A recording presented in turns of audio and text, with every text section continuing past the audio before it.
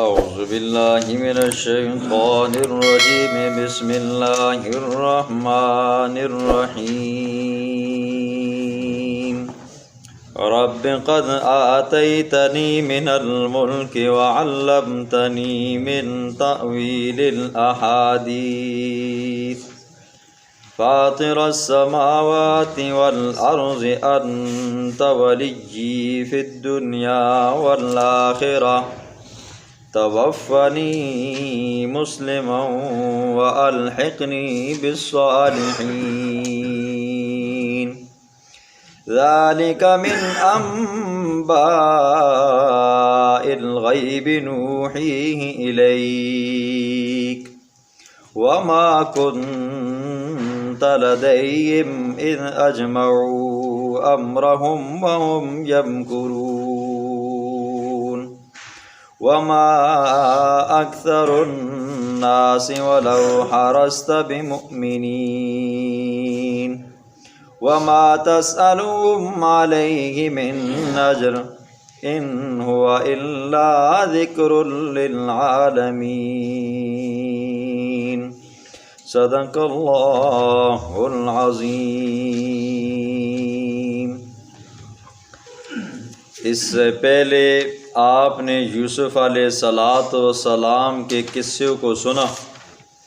11 رکوعوں کے اندر اللہ رب العزت نے آپ نے یوسف صدیق اللہ کا قصہ بیان فرمایا۔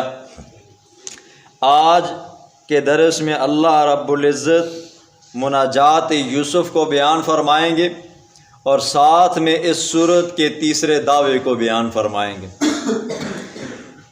یعقوب علیہ السلام اپنے بیٹوں سمیت جب مصر میں آئے، یوسف علیہ السلام نے اپنے والدین کی خوب خدمت خاطر کی۔ 20 سال تک حضرت یعقوب علیہ السلام کی خدمت کی۔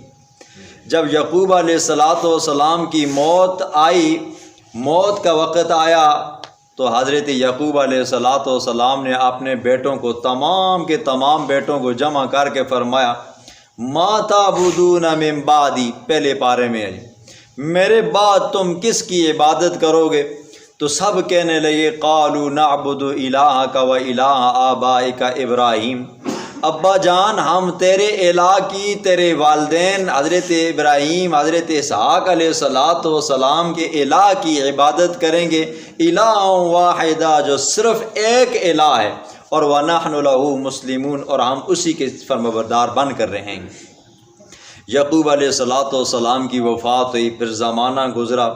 حضرت یعقوب علیہ السلام کے بعد حضرت یوسف علیہ السلام اپنے بھائیوں کی دیکھ بھال کرتے رہے، لیکن ایک وقت ایسا آیا کہ یوسف علیہ السلام کی موت کا وقت آ گیا۔ اور یہ موت ایسی چیز ہے نا جی، جو نہ پیغمبروں کو چھوڑتی ہے، نہ ولیوں کو چھوڑتی ہے، نہ بزرگوں کو چھوڑتی ہے، نہ مولویوں کو چھوڑتی ہے، نہ عام کو چھوڑتی ہے، نہ خاص کو چھوڑتی ہے، نہ ماں کو چھوڑتی ہے، نہ باپ کو چھوڑتی ہے، ایک نہ ایک دن جدا ہونے ہیں۔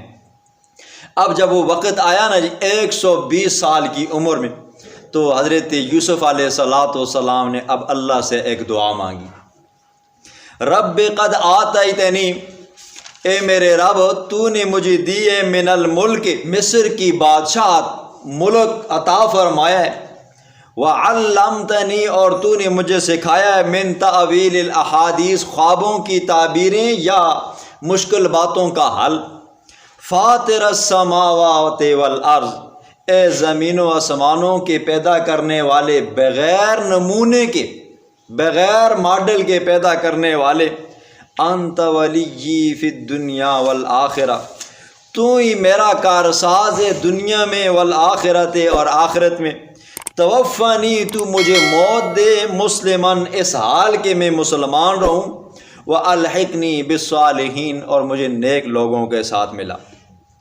دیکھیں حالات کیسے بدلے۔ ایک زمانہ وہ بھی تھا جب یوسف علیہ السلام بھائیوں کے حسد کا شکار تھا، اور ایک زمانہ وہ آیا کہ یوسف علیہ السلام کو بھائیوں نے کنویں میں پھینکا۔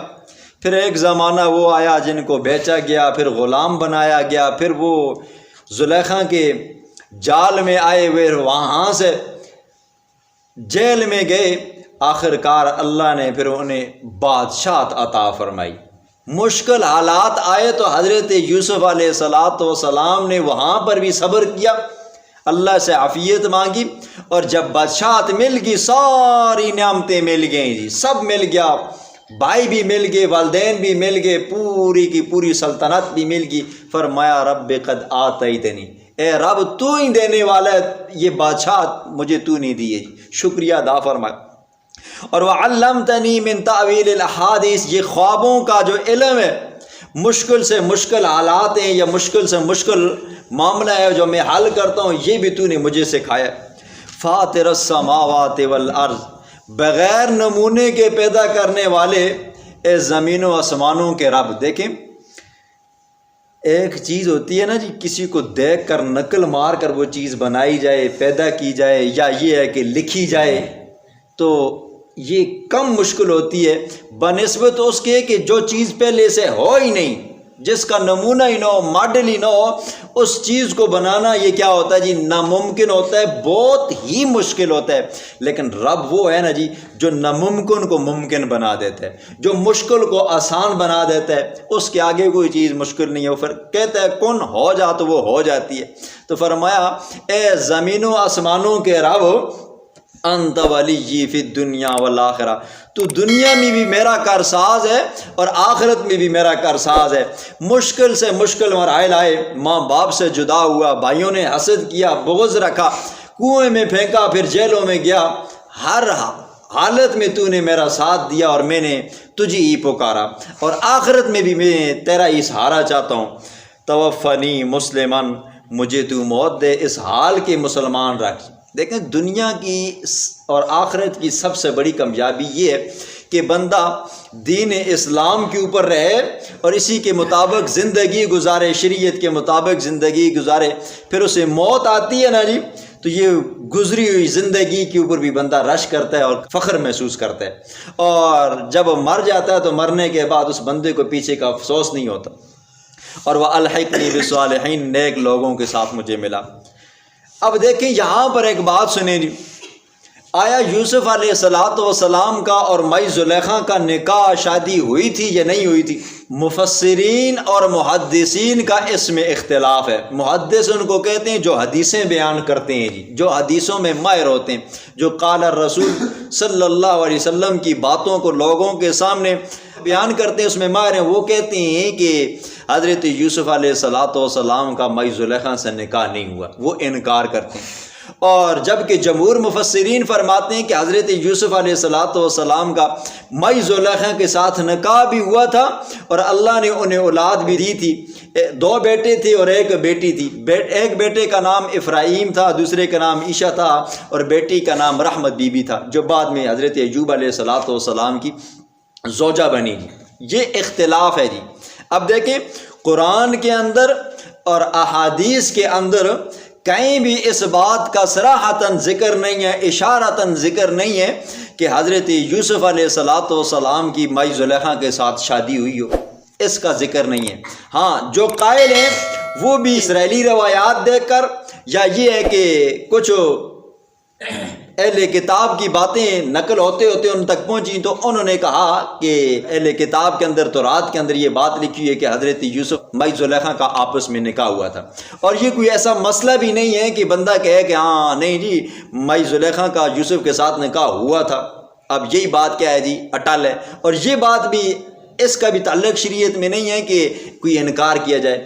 اسرائیلی روایات کے بارے میں قانون ہے لا نصدق ولا نکذب، نہ ہم ان کی تصدیق کرتے ہیں نہ ہم ان کی تکذیب کرتے ہیں، اور ایسا مسئلہ بھی نہیں ہے کہ مانا جائے تو شریعت کے اندر اضافہ ہو جائے گا، نہ مانا جائے تو شریعت کے اندر نقصان ہو جائے گا۔ اب دیکھیں مفسرین فرماتے ہیں کہ ان کا نکاح ہوا تھا۔ وہ فرماتے ہیں کہ دیکھو اگرچہ زلیخا سے گناہ ہوا تھا لیکن اس نے کیا کی تھی جی، توبہ کی تھی۔ اور شریعت کا قانون ہے کہ ایسا گناہ کہ جس کے اوپر توبہ مل سکتی ہے، اگر کوئی بندہ سچے دل سے توبہ کرے تو اللہ اس کی توبہ کو قبول فرما دیتا ہے اور اس گناہ کو ختم فرما دیتے ہیں۔ اور ایسا گناہ جس کے اوپر بندہ بے شک توبہ کرتا رہے، وہ معافی کے قابل نہیں ہے، جب تک کہ اسے معاف نہ کروایا جائے تو اس وقت تک وہ معاف نہیں ہوتا۔ اب چونکہ زلیخا سے وہ گناہ ہوا تھا، اس سے وہ غلطی ہوئی تھی، اس نے اس سے سچی توبہ کی اور اللہ نے اس کی توبہ کو قبول فرما دیا۔ اور جو گناہ توبہ سے بھی معاف نہیں ہوتے جی، مثال کے طور پر آپ نے کسی کے پیسے لیے، قرضہ لیا، آپ نے کسی کی غیبت کی، آپ نے کسی کا حق مارا، آپ نے کسی کی زمین دبائی، یہ حقوق میں سے آتے ہیں۔ مثال کے طور پر بالغ ہونے کے بعد آپ سے نماز رہ گئی، آپ سے رمضان کے روزے رہ گئے، اور اسی طرح زکوٰۃ تھی تو زکوٰۃ رہ گئی ہے۔ یہ وہ اعمال ہیں، یہ وہ عبادتیں ہیں جب تک ان کو ادا نہیں کیا جائے گا، اگر حقوق میں سے ہے تو حقوق ادا نہیں کیے جائیں گے، آپ ایک مرتبہ نہیں کروڑ مرتبہ سجدے کرو جی، آپ کی توبہ کوئی قبول نہیں رہی، ٹھیک ہے؟ آپ رات دن ٹانگیں آسمان کی طرف کریں، سر سجدے میں رکھیں نا جی، اگر آپ نے میرے 10 لیے تھے اور مجھے واپس نہیں کیے، جب تک میں معاف نہیں کروں گا تو آپ کو معاف نہیں ہوں گے۔ ایک نہیں 100 حج کرو جی، آپ ساری رات آپ عبادت کرتے رہو، معاف نہیں ہوں گے۔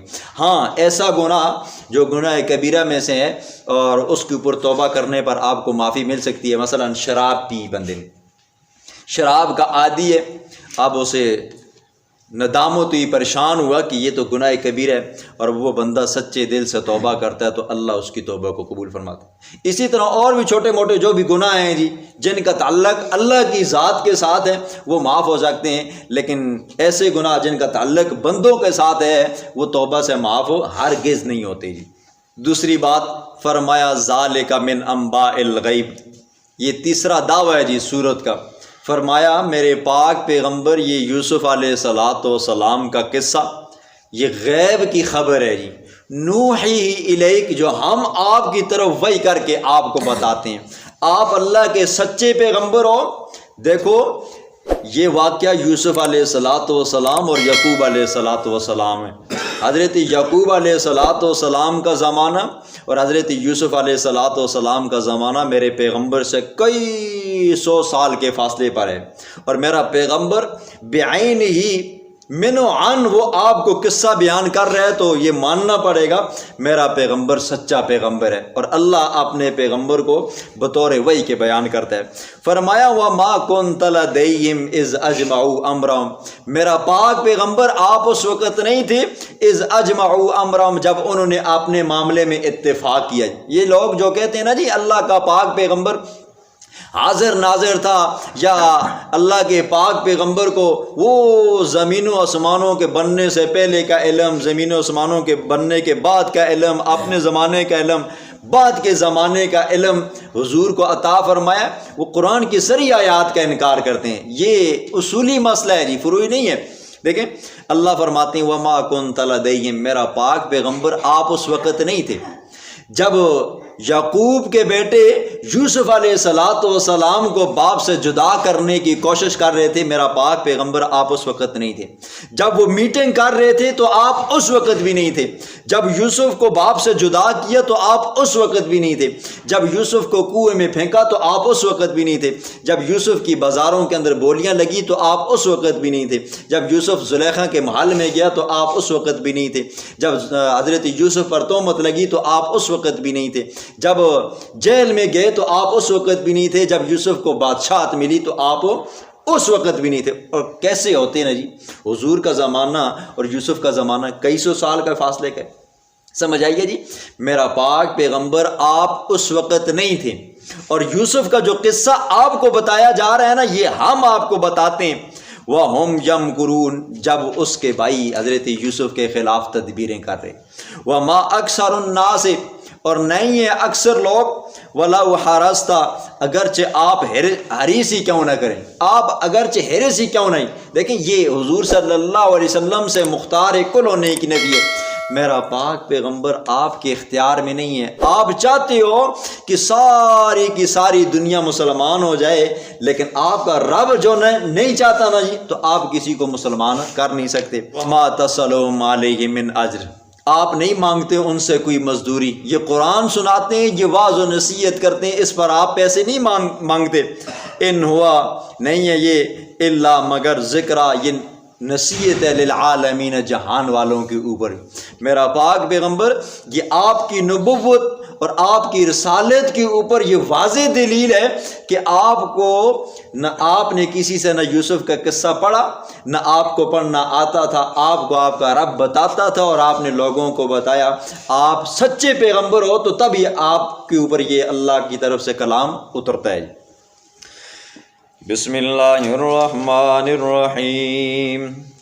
رب قد آتیتنی، اے رب قد آتیتنی، تحقیق تو نے دیا مجھے من الملک، مصر کی بادشاہت، ملک مصر، وعلمتنی، تو نے سکھایا مجھے من تعویل الاحادیث، خوابوں کی تعبیروں کا علم، مشکل باتوں کا حل، فاطر السماوات والارض، زمین و آسمانوں کے پیدا کرنے والے اے رب، انت ولی فی الدنیا والآخرہ، تو کر ساز ہے دنیا میں، والآخرت، اور آخرت میں، توفنی، مجھے موت دے، مسلمن، اس حال کے میں مسلمان ہوں، والحقنی بالصالحین، اور مجھے ملا نیک لوگوں کے ساتھ، نیک لوگوں کی روح میں۔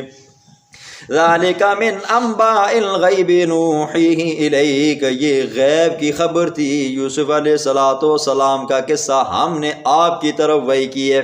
وما کنت لدیہم، میرا سونا محمد الرسول اللہ، آپ اس وقت موجود نہیں تھے، اذ اجمعوا امرہم، جب انہوں نے اتفاق کیا ایک معاملے کے اوپر، وہم یمکرون، تدبیر کر رہے تھے۔ وما اکثر الناس، اور نہیں ہے اکثر لوگ، ولو حرصت، اگرچہ آپ حریص ہیں، بمؤمنین، ان کے ایمان لانے کے اوپر، وہ ہرگز ایمان نہیں لاتے۔ وما تسألهم علیہ من اجر، نہیں مانگتے آپ ان سے من اجر، کوئی مزدوری، کوئی پیسے، کوئی ٹکے، ان ہوا، نہیں ہے یہ قرآن، الا مگر ذکرہ، نصیحت ہے، للعالمین، جہان والوں کے لیے۔